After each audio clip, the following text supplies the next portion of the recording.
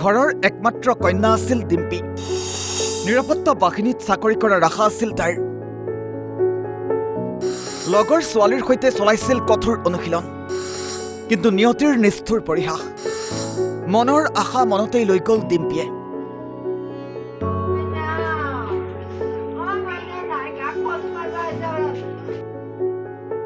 সময় তেতিয়া সন্ধিয়া 6:30 মান বাজিছিল। প্ৰায় 10-12 গৰাকী যুৱতীয়ে চৰকাৰী নিৰাপত্তা বাহিনীত চাকৰি কৰাৰ আশাৰে কঠোৰ অনুশীলন চলাই আছিল আৰু অনুশীলন সামৰি ঘৰলৈ বুলি উভতিছিল। কিন্তু গুৰেশ্বৰ খৈৰাবাৰী পথৰ জালুকবাৰী চকত সংঘটিত হ'ল ভয়ংকৰ ঘটনা। যুৱতীসকলক পাছফালৰ পৰা খুন্দা তীব্ৰবেগী পালচাৰৰ।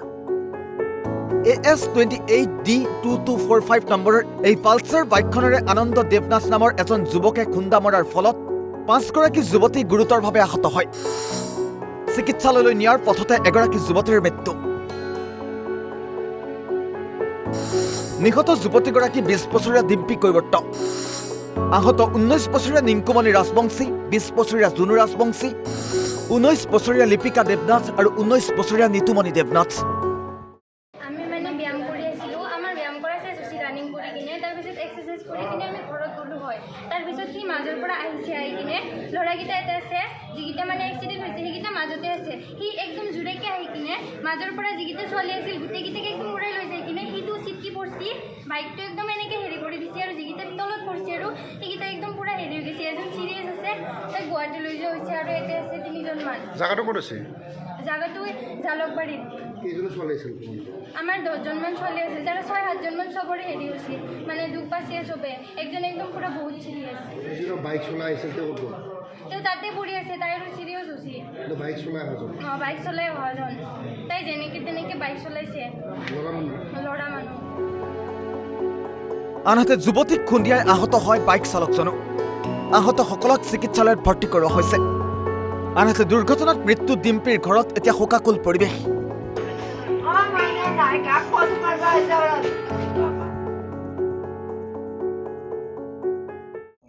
অলৰেডি ব্ৰিজৰ অলপ আগত পুলিচ চেকিং আছে।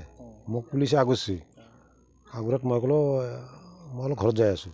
মই এতিয়া গুৰেশ্বৰত অলপ ঘৰ ভৰা আছোঁ, মই ঘৰত যাই আছোঁ। তাৰপিছত হেলমেট আছে মোৰ, অ'কে আছে, চব কাগজ পাতি বোলে অ'কে আছে। আহিব দিলে। আহি এই ডোঙৰ পাৰত ছোৱালীকেইটা মই দেখিছোঁ, এই হাই তামচা কৰি এনে কিবা জোতা পিন্ধি আছে, কোনোবাই জোতা খুলি আছে, এনেকৈ আছে। আহি মই ঘৰ পাইছোঁ।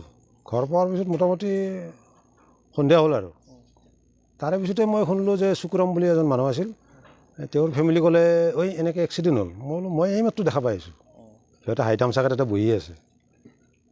তাৰপিছতে কেছটো এনেকুৱা হ'ল। হোৱাৰ পিছত খা খবৰ ল'লোঁ। তাৰপৰা মই আকৌ ৰিটাৰ্ণ হ'লোঁ গুৰেশ্বৰ। ৰিটাৰ্ণ হোৱাৰ পুষ্পাঞ্জলিত গোটেই মানুহ ভিৰ, মোৰ নিশ্চয় ইয়াতে আছে। আকৌ মই তাতে নামি চালোঁ। কেইটামান বজাত হৈছে কথাটো? তেতিয়া 5:30-6টা এনেকুৱা হৈছে আৰু। তাৰপিছত মই সুধিলোঁ মানুহখিনিক যে কি হ'ল, কাৰ কেনে হৈছে। তাক শুনা পালোঁ যে মোৰে আকৌ ভাগিন হয়।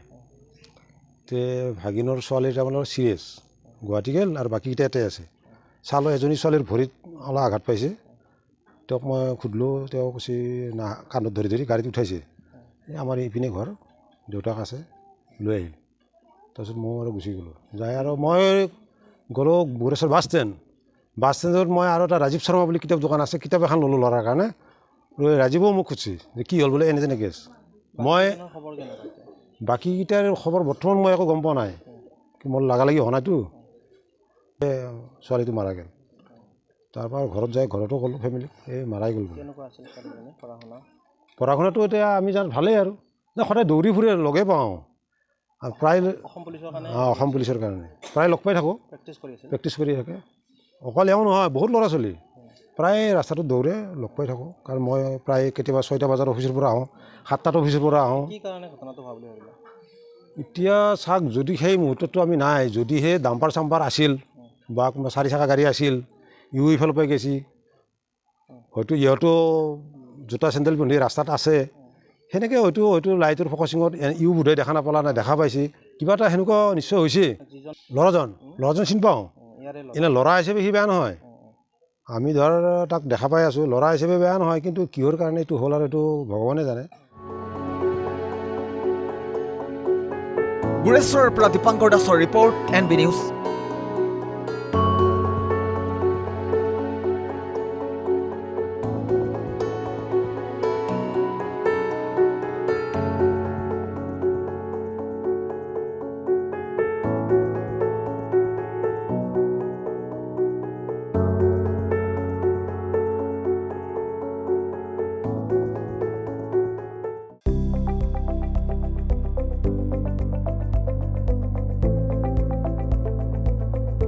NB নিউজ, সহজ সৰল ভাষাত নৱভাৰতৰ কথা।